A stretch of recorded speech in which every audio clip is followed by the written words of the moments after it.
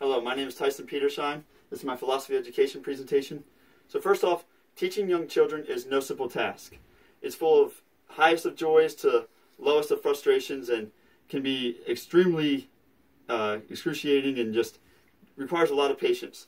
So first off, I want to state, I believe respect is one of the greatest ways and most essential parts of a classroom or any environment in which a leader is trying to teach or help others. So first off, for a leader to be effective, he must be respected. May not be liked by everyone, but respect is a key in order to get them to then be motivated and take in and soak in what you're trying to teach. So how do you do that? How do you develop and get your students to respect you? I believe show respect first off. Show them that you care. Show them that you really are entwined and in tune with what you're trying to teach them and truly want their best development and their best growth. Once that happens, a relationship's formed and hopefully they then choose to respect you as well. Also, this then creates the listening to directions. They will then hopefully, since they respect you and truly believe that you're there for their best interest, will then listen to your directions better and maximize their full potential at a quicker and faster pace. So second is discovery learning. I believe that is also a great way and essential part of a classroom. Let the students shape and grow in their own way. Give them experiments. Let them, fail and succeed at their own pace. I believe a few weeks ago in the video we watched on the classroom, the discussion we had, the teacher let their students, choose what they'd like to do and what they didn't want to do, and let them fail and succeed, and then grow from that. She gave them the ability to understand and to maximize their strengths at a pace which is suitable and comfortable for them. Comfortability is huge. No one wants to go to a workplace or a classroom and try to learn something where they're not enjoying it or where they don't feel like they're respected. It's not a good environment. So, getting them to the freedom where they may choose different ways of studying or, making it different variables in how you go about teaching and lecturing or, the projects that you give will hopefully make it more enjoyable for everyone and therefore make them more excited to come each day and learn. Second, that leads to active engagement. You want your students to be engaged. You want them to be willing on their own to learn. And in order to do that, get them involved. Get them doing things they enjoy. Get them, switch up the routines every now and then.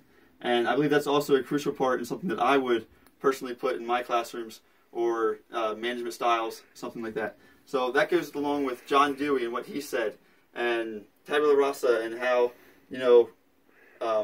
it's essential for a leader to give each student their full attention and let them choose hands-on things. When they're hands-on, they're active, they're learning, they're engaged, versus a lecture style sometimes is crucial and important and needs to be done. But getting the students involved and making the classroom a fun, enjoyable environment is a great way to let them maximize their growth and their learning at the fastest possible rate.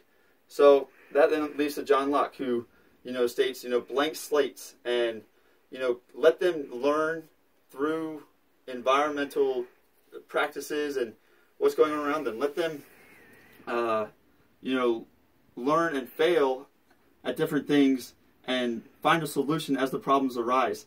I believe that would also be key. You got to let your students willingly and hopefully your classroom is fun and enjoyable, so that willingly they want to then solve a problem as it arises, or so much critical thinking as well. It doesn't take skill to put effort into a classroom. Get your students actively engaged and wanting to learn at a way that's fun and enjoyable for them. Get them thinking outside the box a little bit. Get them thinking in a way that maybe they didn't even know they could think before, and give them problems that aren't just the routine. There's obviously at this young age there's crucial things that have to be learned and stuff, but get them think problems that they may not expect or may not truly believe they themselves can solve. That way they then build a better self-esteem and grow in that way, and wow, they go into a problem thinking, wow, there's no way I can do this. Help them find a solution, guide them, don't give it to them, just guide them, and then all of a sudden, like, wow, I can do this, I can do this, and who knows what other ones, and they attack the next problem with a great attitude and build an excitement in the classroom, which is then contagious for all their students, hopefully.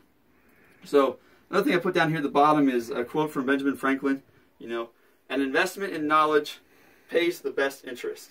You know, so many times, you know, I feel like myself, I may not put knowledge, or may become bored sometimes with trying to learn, or be complacent, I guess is a better word for that. But knowledge is key. We're building the next generation of leaders in our societies, in our world, and it's essential for them to strive to learn. It's also essential for a teacher. You know, I personally want to be a leader that also strives to